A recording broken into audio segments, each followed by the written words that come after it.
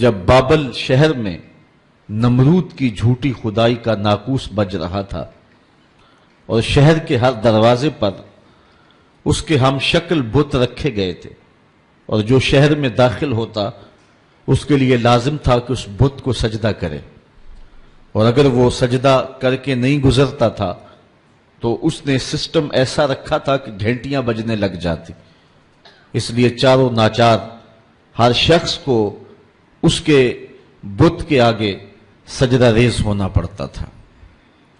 اس ماحول میں جبکہ کفر ہر سمت پھیلا ہوا تھا، ظلمتیں ڈیرا جمائے ہوئے تھی، شب دہجور ہر سمت پنجے گاڑے ہوئے تھی، اور اس کی جھوٹی خدائی کی فسونکاری لوگوں کو جکڑے ہوئے تھی، تو اس زمانے میں ایک شخص پیدا ہوا جس کو حضرت ابراہیم کے نام سے دنیا جانتی۔ آپ نے نہ صرف نمرود کی جھوٹی خدائی کا انکار کیا، بلکہ انہوں نے جو جھوٹے خدا بنا رکھے تھے ان سب کا انکار کر کے پوری عظیمت اور پوری جرأت کے ساتھ کھڑے ہو کر کے دنیا کے سامنے توحید پرستوں کی جو تصویر پیش کی ہے وہ انوکھی بھی ہے، البیلی بھی ہے، جرأت افزا بھی ہے، اور باطن کو جلا دینے والی بھی۔ آئیے سورہ الانبیاء اٹھا کر کے دیکھتے ہیں۔ اللہ کا نبی جس ماحول میں آنکھ کھولتا ہے اور پھر جوانی کی دہلیز پہ قدم رکھتا ہے، ایک جھوٹے خدا کی خدائی کا ڈنکا بج رہا ہے، اور لوگ اس کے سامنے اپنی پیشانیاں بھی جھکاتے ہیں اور اپنے سر بھی جھکاتے ہیں۔ حضرت ابراہیم جب بلوغت کی عمر کو پہنچتے ہیں، وَلَقَدْ آتَيْنَا إِبْرَاهِيمَ رُشْدَهُ مِنْ قَبْلِ، اللہ ارشاد فرماتا ہے، اور یقیناً ہم نے مرحمت فرمائی تھی ابراہیم کو ان کی دانائی، اس سے پہلے وَكُنَّا بِهِ عَالِمِينَ، اور ہم ان کو خوب جانتے تھے۔ اِذْ قَالَ لِأَبِيهِ وَقَوْمِهِ مَا هَٰذِهِ التَّمَاثِيلُ الَّتِي أَنْتُمْ لَهَا عَاكِفُونَ، جب انہوں نے اپنے چچا اور اپنی قوم سے کہا کہ یہ کیا مورتیاں ہیں جن پر تم پوجا پاٹ کرنے کے لیے جمے بیٹھے ہو۔ وہ بت تھے جن کے ارد گرد وہ بیٹھے رہتے تھے اور ان کی پوجا پاٹ کرتے تھے۔ قالوا وجدنا آباءنا لها عابدین، تو انہوں نے جو دلیل دی وہ یہ تھی کہ ہم نے اپنے آباء و اجداد کو ایسے کرتے ہوئے دیکھا ہے۔ قال لقد کنتم انتم وآباؤکم فی ضلال مبین، حضرت ابراہیم علیہ السلام بولے بے شک تم اور تمہارے آباء و اجداد سارے گمراہی میں ہو۔ قالوا اجئتنا بالحق ام انت من اللاعبین، کہنے لگے آپ کوئی ہمارے پاس سچی بات لے کر آئے ہیں یا یوں ہی ہم سے دل لگی کر رہے ہیں۔ قال بل ربکم رب السماوات والارض، حضرت ابراہیم علیہ السلام نے کہا کہ یہ تمہارے معبود نہیں ہیں، تمہارا معبود وہ ہے جو زمین و آسمان کا رب ہے، الذی فطرہن، جس نے ان کو پیدا کیا ہے، وَأَنَا عَلَىٰ ذَلِكُم مِّنَ الشَّاهِدِينَ، اور میں اس صداقت پر گواہی دینے والوں میں سے ہوں۔ وَتَاللَّهِ لَأَكِيدَنَّ أَصْنَامَكُمْ بَعْدَ أَن تُوَلُّوا مُدْبِرِينَ، وہ ایک میلہ منعقد کیا کرتے تھے شہر سے باہر اور کچھ دن وہاں گزار کر کے آتے۔ عادت ان کی یہ تھی کہ جب وہ میلے پہ جاتے تو پہلے بتوں کے استہانوں میں حاضر ہوتے اور وہاں ان کے سامنے جا کر کے اقسام کی مختلف رنگوں کی مٹھائیاں رکھتے، اور پھر وہاں سے وہ میلے میں جاتے۔ جب واپس پلٹتے تو سب سے پہلے وہ اپنے بت قدوں میں آتے اور اپنے بتوں کو سلام کرنے کے بعد پھر اپنے گھروں کو پلٹتے۔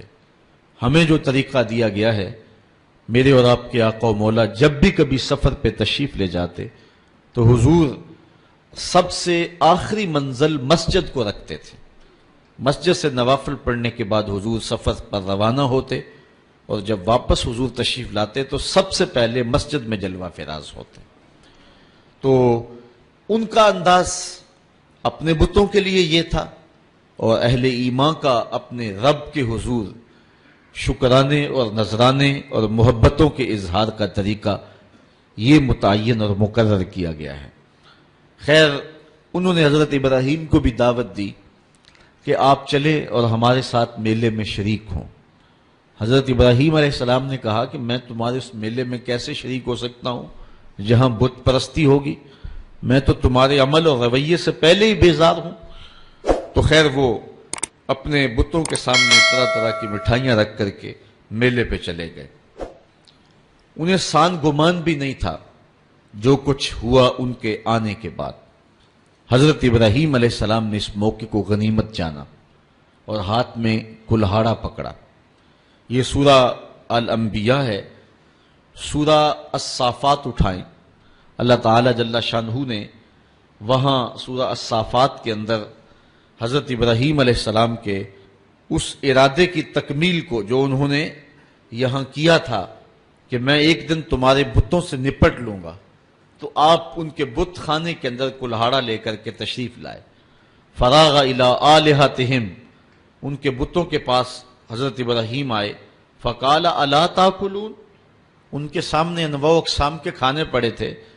حضرت ابراہیم علیہ السلام نے کہا کھاتے نہیں ہو؟ ان کی بے بسی کو ظاہر کرنے کے لیے یہ کہا کھاتے کیوں نہیں ہو؟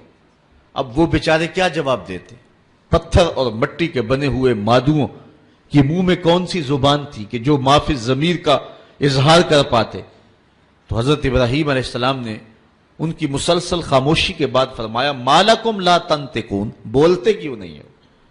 فراغ علیہم ضربا بالیمین، یہ اللہ کے پیغمبر کا جلال ہے، آپ نے دائیں ہاتھ میں کلہاڑا پکڑے کہ ان کے ٹکڑے ٹکڑے کر کے رکھ دیے۔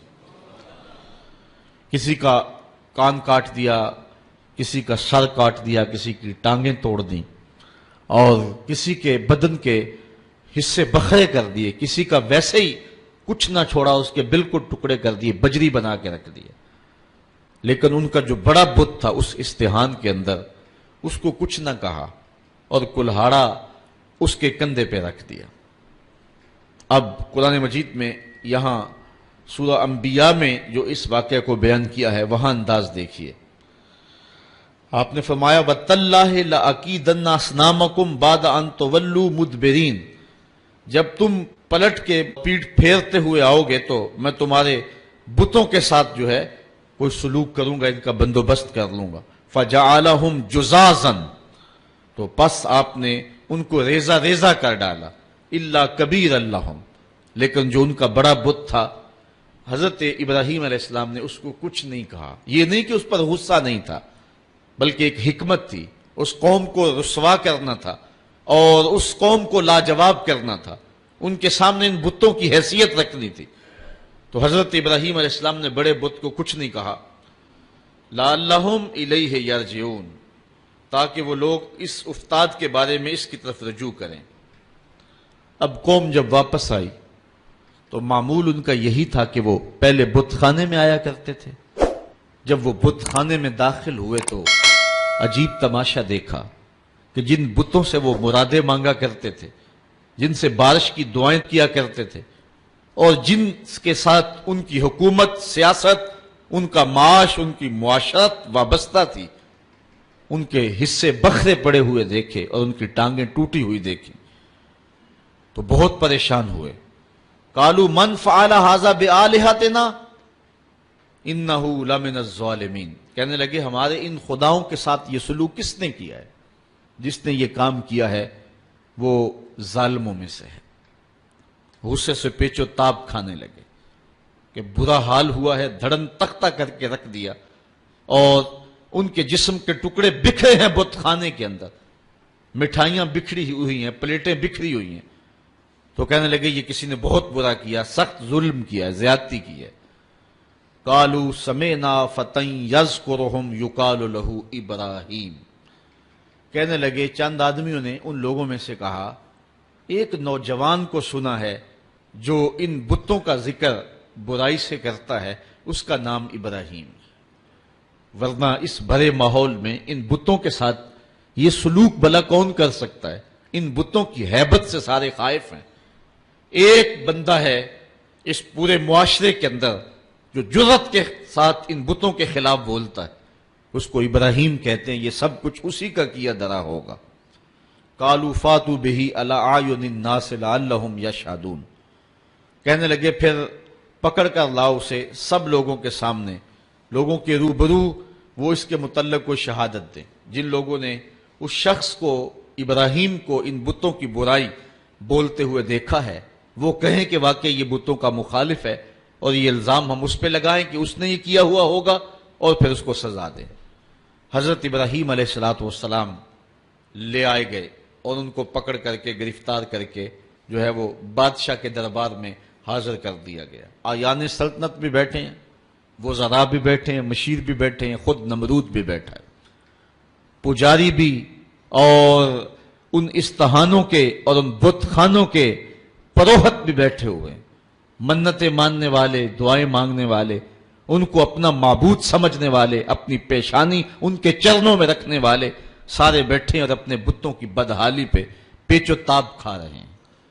سارا غصہ حضرت ابراہیم پر آیا اور حضرت ابراہیم علیہ السلام کو بلا کر کے لوگوں کے سامنے نمرود اپنی پوری تمکنت کے ساتھ، پورے روب اور شاہی جلال کے ساتھ اور پورے غرور اور دبدبے کے ساتھ اس مجلس میں موجود ہے. ہزاروں کا یہ اجتماع ہے. اللہ کی توحید کا ایک واحد پرستار حضرت ابراہیم اس ماحول میں ان کو پکڑ کے لایا جاتا ہے. قالوا اانت فعلت هذا بآلهتنا یا ابراہیم، ایک دم چھٹ پڑے، بولے اے ابراہیم ہمارے ان بتوں کے ساتھ، ہمارے ان خداؤں کے ساتھ یہ سلوک تم نے کیا؟ پھر حضرت ابراہیم نے کیا جواب دیا؟ قال بل فعلہ کبیرہم ھذا، ان کے بڑے نے کیا ہوگا. اسلحہ تو اس سے برآمد ہو رہا ہے نا، یہ آپس میں لڑ پڑے ہوں گے، یہ کہہ رہا ہوگا کہ تم چھوٹے میری خدائی میں کیوں شریک ہو، تو اس بڑے نے کیا ہوگا. پھر آگے فرمایا فَاسْأَلُوهُمْ إِنْ كَانُوا يَنْتِقُونَ، اچھا یہ نہیں بتاتا تو جن کے ساتھ یہ قیامت ٹوٹی ان سے پوچھ لو کہ تمہارے ساتھ یہ قیامت کس نے توڑی. یہ اپنے دکھ کی بپتا خود سنائیں نا، اپنی داستان سرائی خود کریں. ان کے ساتھ یہ قیامت کس نے توڑی، کس نے ظلم کیا ان کے ساتھ؟ پہلے تو کلہاڑا جس سے برآمد ہو رہا ہے، ان کا جو بڑا ہے اس نے کیا ہوگا. حالات قرینہ حالیہ جو ہے وہ یہ بتا رہا ہے کہ سارے بت جو ہیں وہ قتل کر دیے گئے، بڑے کے پاس جو ہے وہ اسلحہ ہے اور وہ بچ گیا، اس کو خراش تک نہیں آئی.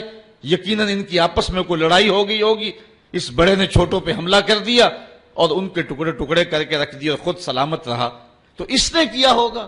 اچھا اگر اس نے نہیں کیا ہے تو یہ نہیں بتا رہا، تو چلو جن کے ساتھ یہ قیامت ٹوٹی ہے ان بیچاروں سے پوچھ لو تمہاری ٹانگیں کس نے کاٹ دی، تمہارے سر کس نے توڑ دیے، تمہارے کان کس نے کاٹ دیے، تمہاری ناک کس نے توڑ دی.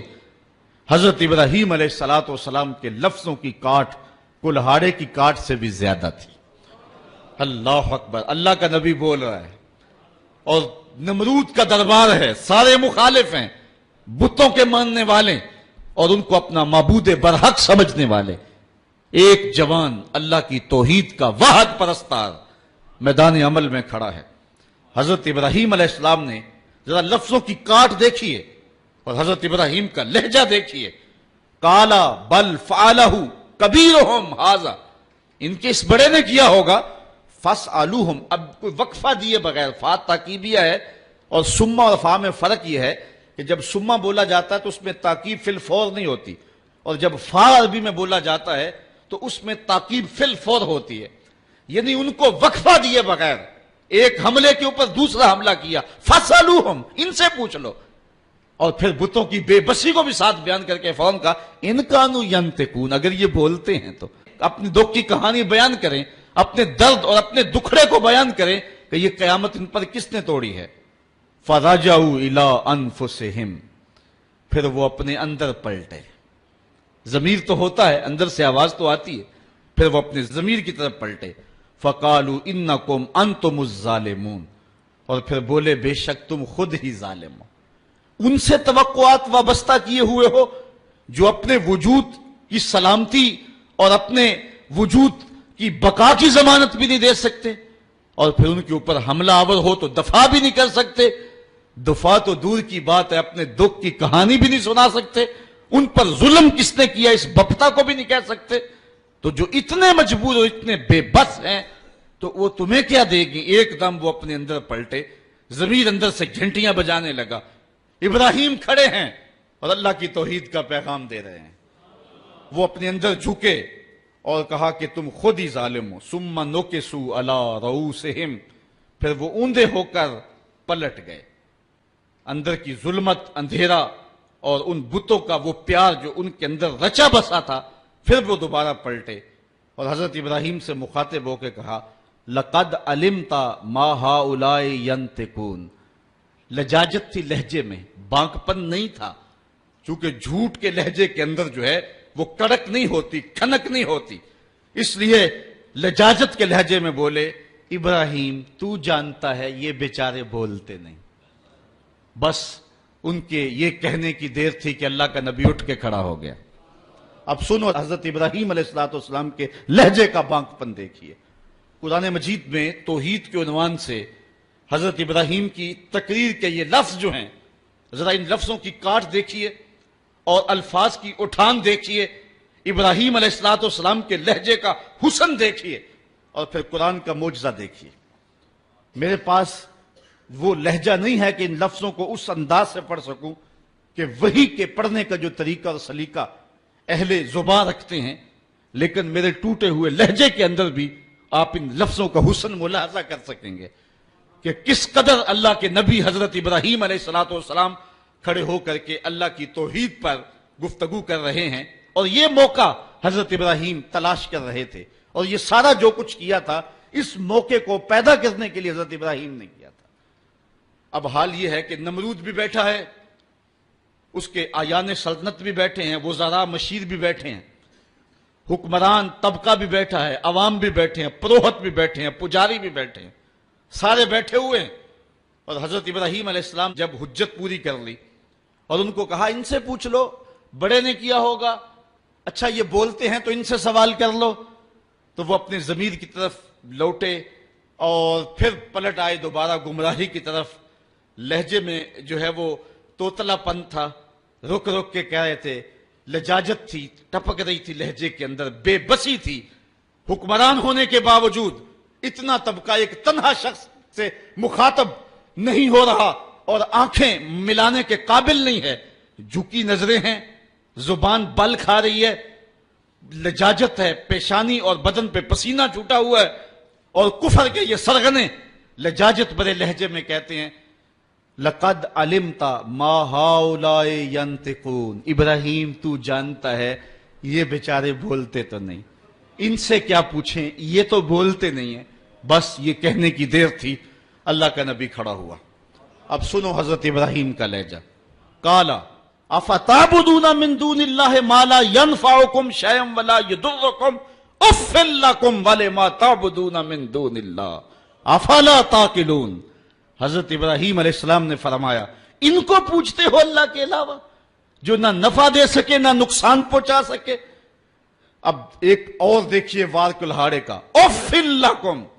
ذرا دیکھیے کیسی کاٹ ہے، بیٹھے ہیں شاہب، وقت بھی سامنے بیٹھا ہوا ہے، اللہ کا نبی بول رہا ہے، ابراہیم علیہ السلام کے لہجے کے اندر جلال ہے، اور پورے رعب کے ساتھ اللہ کا نبی اللہ کی توحید کا پیغام دے رہا ہے. اُفٍّ لَّكُمْ، افسوس ہے تمہارے جینے پہ، اُفٍّ لَّكُمْ وَلِمَا تَعْبُدُونَ مِن دُونِ اللَّهِ، اور افسوس ہے تمہارے ان خداؤں پہ جن کو تم اللہ کے علاوہ پوچھتے ہو. افلا تاقلون، تمہاری کھوپڑی میں دماغ نہیں ہے، ان کو پوچھ رہے ہو جو اپنے دکھ کی کہانی بھی نہیں سنا سکتے. اب جب دلیل سے بات نہ ہو سکے اور جب کسی کے لفظوں کی کاٹ نہ کی جا سکے تو جو طاقتور لوگ ہوتے ہیں ان کا لہجہ دوسرا ہوتا ہے. جلا دو، ٹکڑے کر دو، مار دو، بوٹیاں نوچ لو. انہوں نے کہا قالو حرقوہ وانصروا آلہتکم ان کنتم فاعلین. آپس میں بولے اس کی زبان تو روکی نہیں جا سکتی، اس کے لہجے کا جواب تو دیا نہیں جا سکتا، اپنے بتوں کا دفاع تو ہو نہیں سکتا.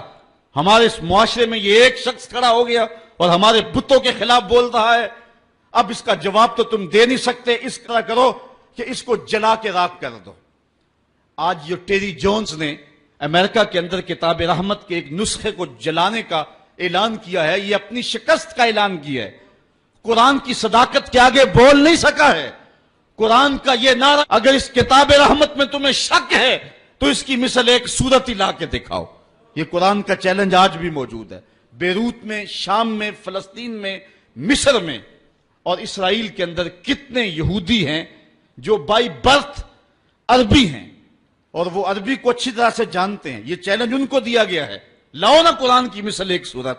لیکن جب دلیل کی زبان بند ہو جائے اور انسان دلیل سے بات نہ کر سکے تو پھر اوچھے ہاتھ کنڈوں پہ اتر آتا ہے، پھر گالی اور گولی اس کا لہجہ ہوتا ہے، پھر وہ کہتا ہے جلا دو، ٹکڑے کر دو. تو حضرت ابراہیم علیہ السلام کے لیے انہوں نے صاحب نے مل کر کے یہ فتویٰ دیا، قالوا حرقوہ وانصروا آلہتکم، اس کو جلا دو اور اپنے معبودوں کو بچا لو. ان کنتم فاعلین، اگر تم کچھ کر سکتے ہو تو یہی راستہ تمہارے پاس رہ گیا ہے. اگر اپنے خداؤں کا دفاع کرنا ہے تو پھر اس کی زبان بند کرنے کے لیے یہی طریقہ ہے کہ اس کو آگ میں جلا دیا جائے. اب آگ کا آلاؤ روشن کر دیا گیا. حضرت ابراہیم کو تلوار کی ایک ضرب سے بھی کاٹنے کا اہتمام کیا جا سکتا تھا، لیکن رنگ کوئی اور تھے اور رب کو کچھ اور منظور تھا.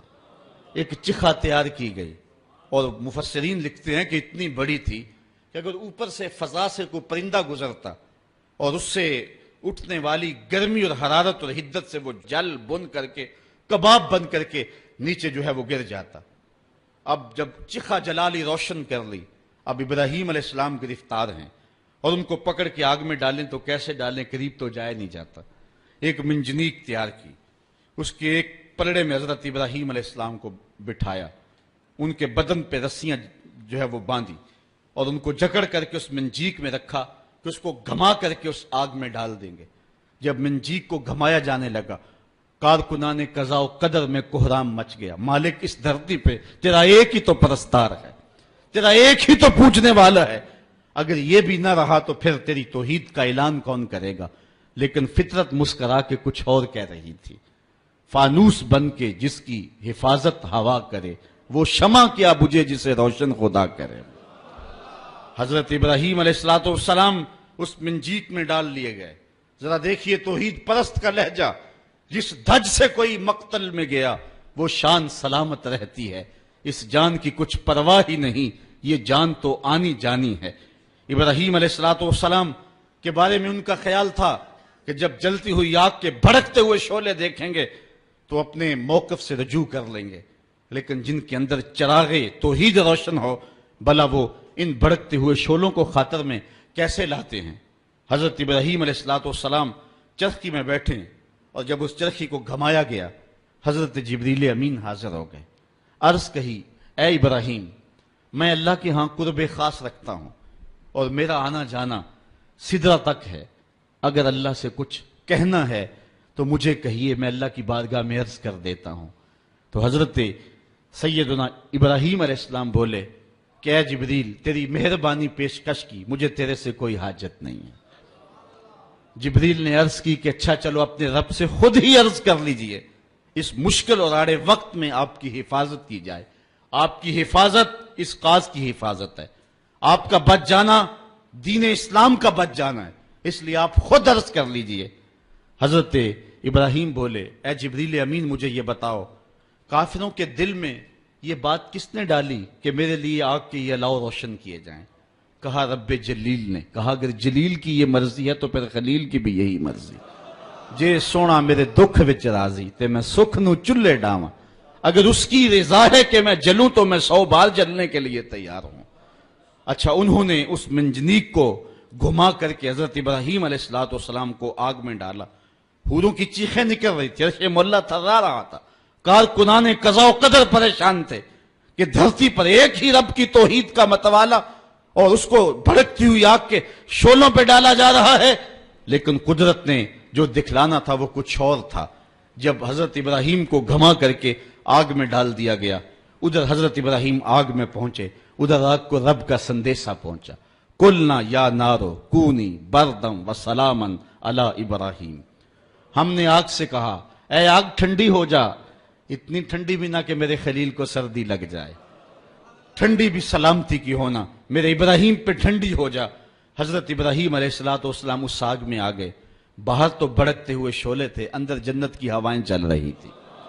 ایک دن نہیں، 2 دن نہیں، 40 دن تک اللہ کا خلیل اس آگ میں رہا ہے. 40 دن تک حضرت خلیل اللہ اس آگ کے اندر رہے. اندر گلزار بنا ہوا تھا، جنت کا ماحول تھا، فردوس کی جو ہے وہ بہاریں تھیں اور باہر آگ جل رہی تھی. باہر کوئی جاتا تو وہ دور سے بھاگ آتا. اب ان کا تو خیال تھا کہ راکھ بھی نہیں بچی ہوگی، لیکن آگ کے جب شعلے سرد ہوئے اور جب کوئلے بجھے تو حضرت ابراہیم کوئلوں پہ چلتے ہوئے یوں آ رہے ہیں جس طرح کوئی نازنین پھولوں پہ چلتا ہوا آتا ہے. حضرت ابراہیم علیہ السلام سے پوچھا گیا زندگی کے بہترین لمحے کون سے گزرے ہیں؟ کہا وہی لمحے جو نار نمرود کے اندر گزار کے آیا ہوں. وصل کی وہ لذتیں اور وہ گھڑیاں اور وہ ساعتیں، وہ خوش نصیب گھڑیاں میں نے جو پائی ہیں، دل ڈھونڈتا ہے وہی فرصت کے رات دن بیٹھے رہیں تصور جانا کیے ہوئے. وہ خاص گھڑیاں تھی، وہ خاص لمحے تھی. اب اقبال کا لہجہ یہاں دیکھیے. پختہ ہوتی ہے مصلحت اندیش و عقل، عشق مصلحت اندیش ہو تو ہے کام ابھی. بے خطر کود پڑا آتش نمرود میں عشق، عقل ہے محو تماشائے لبے بام.